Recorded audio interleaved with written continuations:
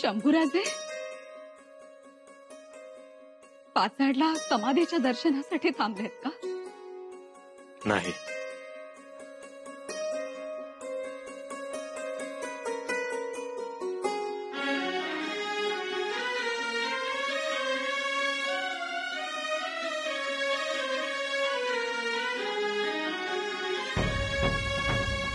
पंत,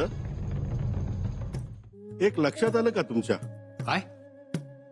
ना महाराज शृंगारपुरात मुक्कामास गेले, ना युवराज पन्हाळगडावर महाराजांच्या भेटीस आले. त्यामुळे आज या विजोत्सवाच्या प्रसंगात आनंदात ते सामील नाहीत. आलं लक्षात. पण मला अजूनही आश्चर्य वाटतंय, असं झालंच कसं?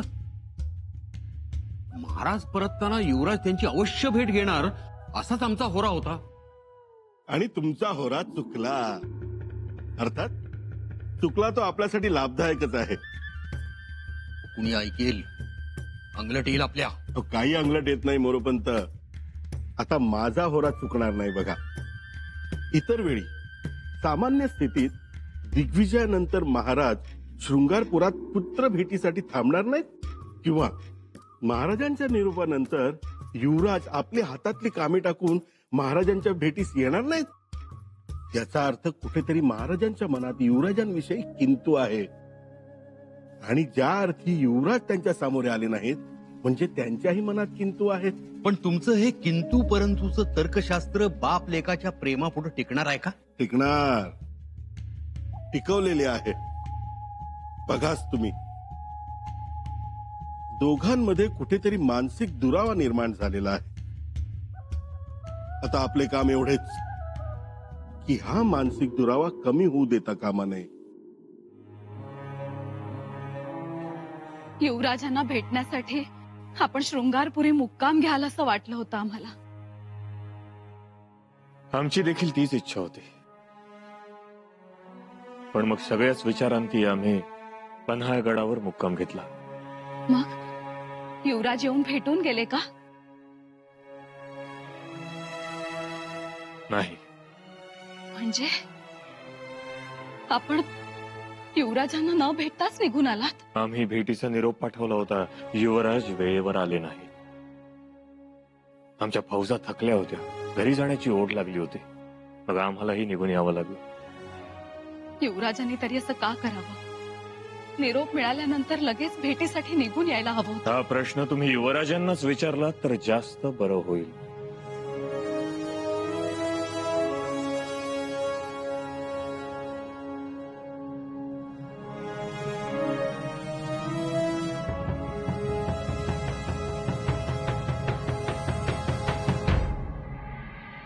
वहिनीसा, लवकर चला. काय झालं? दादासाहेबांनी स्वतःला कोंडून घेतले दालनात. बाई, आबासाहेब भेटायला येऊ नका म्हणाले. ते खूपच जिव्हारी लावून घेतलंय वाटतं. हो, पण दार का बंद करायचं? चला.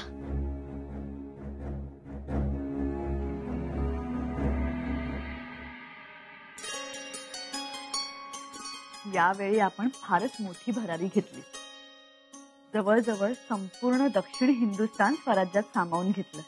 शिवाय विजापूर दरबार, कुतुबशहालाही आपलंसं केलं. इथे पण आपण घालून दिलेल्या मार्गदर्शक तत्वांप्रमाणेच आम्ही काम केलं. स्वराज्य सांभाळलं. त्याबद्दल आम्ही नंतर बोलणारच आहोत. आणि बाळराजेंना आपण विशेष शाबासकी द्यायला हवी. असं? हे कशाबद्दल? बाळराजे आता सदरेवर येतात, न्यायनिवाडे सुद्धा करतात. अगदी थोड्याच काळात न्यायदानामध्ये त्यांनी चांगली समज दाखवली. वा. आता या कामात त्यांचा हातभार लागेल तुम्हाला. पुत्राचा एका पित्याच्या कामात हातभार लागणं ह्यापेक्षा जास्त आनंदाची गोष्ट कोणती आहे पित्याला? आम्ही त्यांना नक्की शाबासकी देऊ. आणि हो, तुम्ही देखील जबाबदारी चांगली निभावलीत. काही अपवाद वगळता.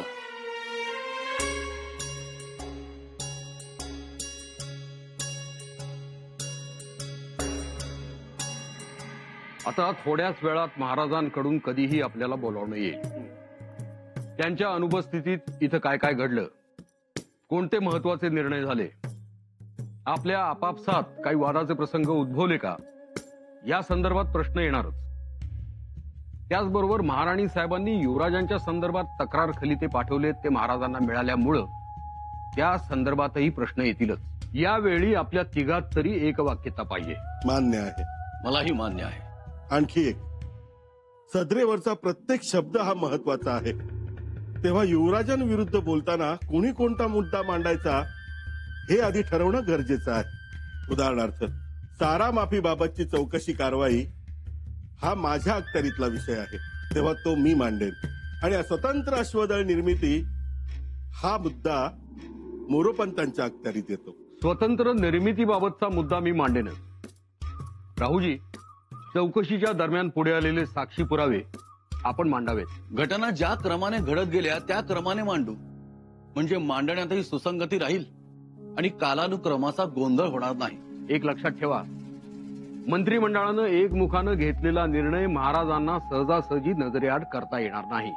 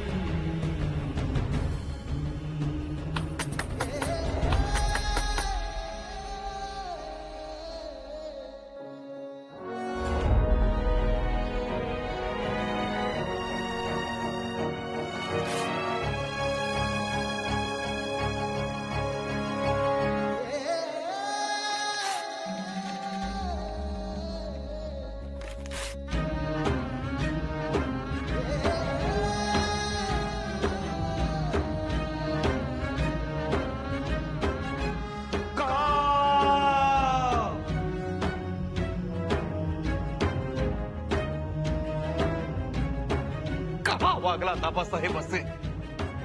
तुमच्या समोर सगळ्यांचे बुरखे फाडायचे होते आम्हाला. तुम्ही आमचा इरादाच टरा पाडून टाकलात. न भेटता केलात आम्हाला. आता कुणाला सांगू आम्ही? कुणाला सांगू आबासाहेब?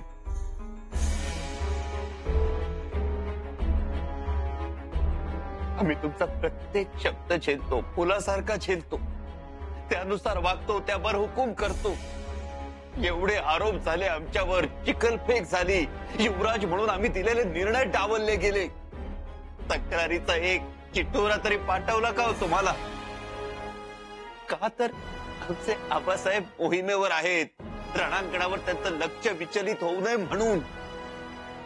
आम्हाला वाटलं होतं तुम्हाला भेटून सगळं सांगू, तुमच्या कुशीत चिरून मन मोकळं करू. संधीच दिली नाही आबासाहेब आम्हाला. ललिता पाठवला भेटीसाठी येऊ नका म्हणून. का का आबासाहेब का? मुळीच नाही पटलं आम्हाला, नाही पटलं. युवराज, युवराज दरवाजा उघडा. युवराज, नामधारी युवराज आहोत आम्ही. दादासाहेब आहोत तसं काही नाही. तुम्ही दरवाजा उघडा. आज खरोखर जटायू झालाय आमचा, पंख छाटलेला जटायू. युवराज, खाली त्यावरून गैरसमज करून घेऊ नका. आबासाहेबांच्या मनात काही वेगळं असेल. युवराज, दादासाहेब दार उघडा. दादासाहेब,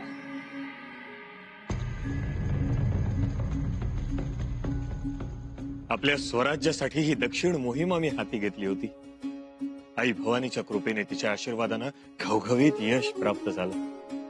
हा, पण ह्या यशात जसा रणभूमीवर रक्त सांडलेल्या प्रत्येक मावळ्याचा वाटा आहे, तसाच स्वराज्याचा कारभार अगदी सुरळीतपणे चालवणाऱ्या तुम्हा सगळ्या कारभाऱ्यांचाही आहे. प्रत्येकाला दिलेली भूमिका त्यांनी चोख निभावली आहे. मोरोपंत पेशवे, विदर्भाचा तुमचा विजय. अहो काय आणि किती बोलावं आम्ही त्याच्यावर. आम्ही बेहद खुश आहोत. राहुजी सोमनाथ, सिद्धी कासिम आणि सिद्धी रफूल यांच्यातलं भांडण तुम्ही बरोबर हेरलत आणि त्याचा आपल्याला कसा फायदा होईल हे देखील जाणलं. छान. सिद्धी रफूलला आश्रय देण्याचा हा निर्णय आपल्याला पुढे जाऊन खूप लाभदायक ठरणार आहे. आम्ही धन्य झालो महाराज. महाराज, आपल्या कौतुकाचे 2 शब्द कानी पडले.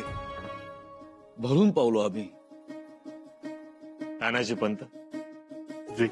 तुमच्यावरही टाकलेली जबाबदारी तुम्ही अगदी निष्ठेने पार पाडलीत. लवकरच आम्ही दक्षिण मोहिमेचा लेखाजोखा तुमच्या समोर पेश करू. प्रल्हाद पंतांच्या बरोबर या सगळ्या नोंदी करून घ्याव्या. जशी आज्ञा. स्वराज्याच्या सीमा आता विस्तारल्या आहेत. पूर्वीपेक्षा तिप्पट मोठं झालंय आपलं स्वराज्य आणि त्याचबरोबर आपल्या सगळ्यांवरची जबाबदारी देखील वाढलेली आहे. त्यामुळे आता छोट्या छोट्या वादात, वैयक्तिक भांडणात जास्ती लक्ष घालू नका. या दक्षिण मोहिमेनंतर आमची पुढची मोहीम असणार आहे ती उत्तरेकडे. आणि या दक्षिण मोहिमेसाठी आपण जितकी तयारी केली होती त्याही पेक्षा अधिक जास्त तयारी करावी लागणार आहे आपल्याला उत्तर मोहिमेसाठी. या सगळ्याबद्दल आम्ही पुढे सविस्तर बोलू. तूर्तास एवढंच पुरे.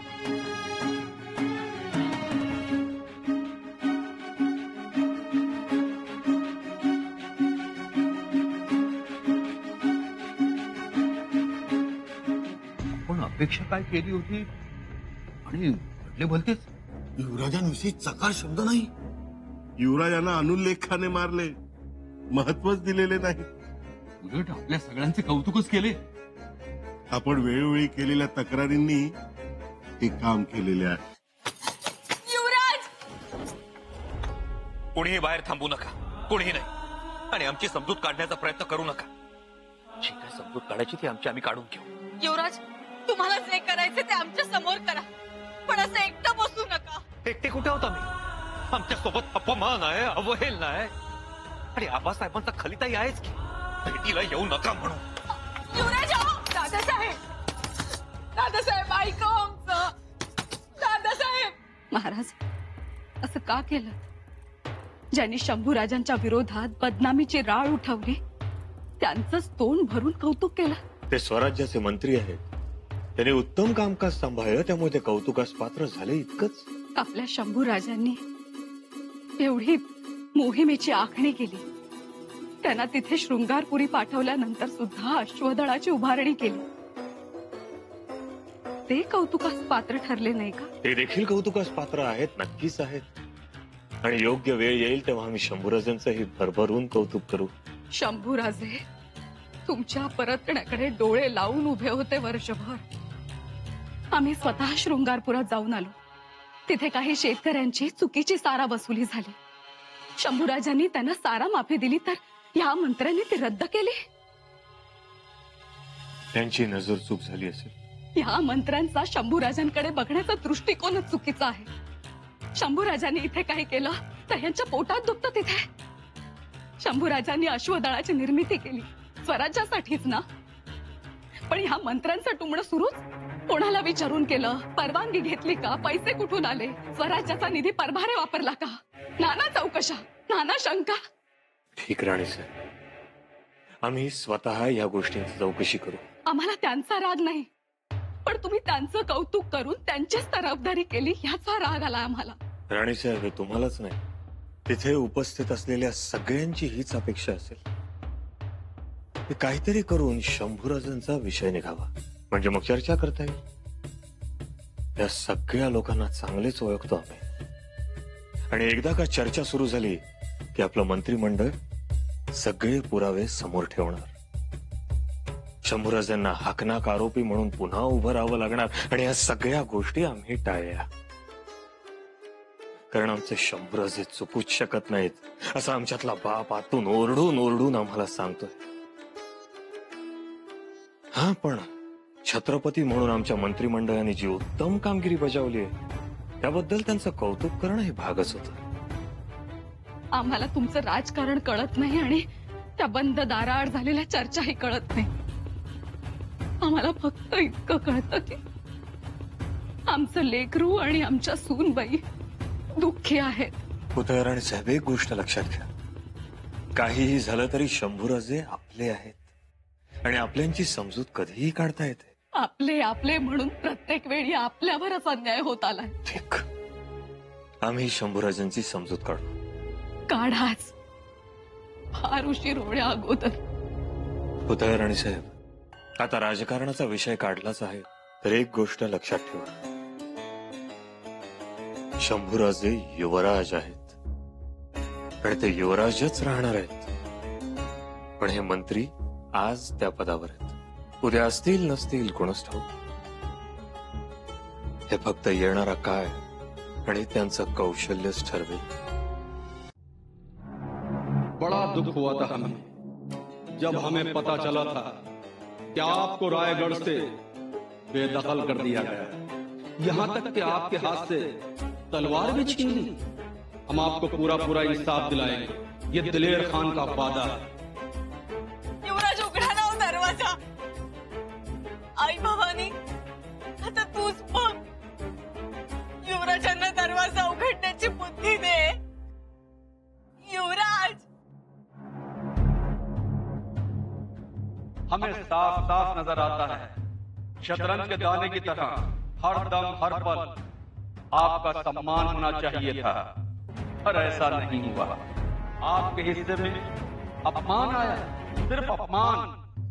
युवराज, आपका एक खलीफा आपकी मदद के लिए काफी है, ये हमारा आपसे वादा है.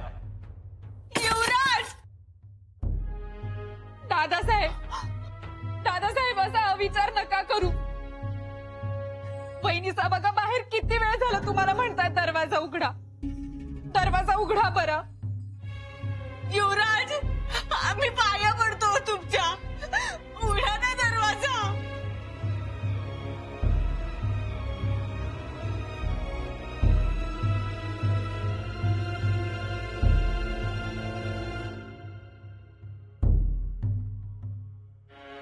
किस जुबान से हम आपकी दोस्ती की तारीफ करें, किस जुबान से हम आपकी जुदाई का दर्द बयां करें. डरते हैं कहीं हम आपको खो न दे. किस तरह आपको हम खुदा से पाने की दुआ करें.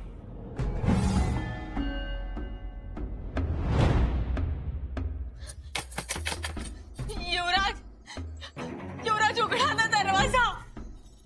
ऐक, का अशी जिद्द करता आहात? आम्हाला सखी म्हणता, रात्री म्हणता ना, मग आमचं ऐकत मात्र नाही. उघडा ना दरवाजा युवराज. दादासाहेब ऐकावं, शहाणा माणूस ना तुम्ही. ऐका बरं, उघडा दरवाजा. युवराज, आमचा अंत बघू नका हो. उघडा दरवाजा. आबासाहेबांचं मनावर घेऊ नका युवराज. युवराज, उघडा ना दरवाजा. युवराज. देसायांनी वसूल दिलाय. होय, त्यांनी वसूल दिला. मग का खोटं बोलला? कुणाच्या सांगण्यावरून हा लबाडपणा केला? अनाजी पंत सुरनी.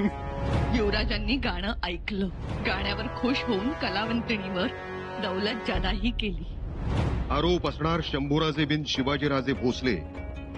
सौभाग्यवती गोदावरी हिला बळजबरीने पळवून नेली असून लपून कब्जात ठेवली आहे ऐसेचे. फिर्यादीने केलेले आरोप तुम्हाला मंजूर आहेत शंभूराजे? युवराज, दरवाजा उघडा. युवराज, युवराज, आमची शपथ आहे, तुम्हाला दरवाजा उघडा. युवराज. पद्माशीबाई.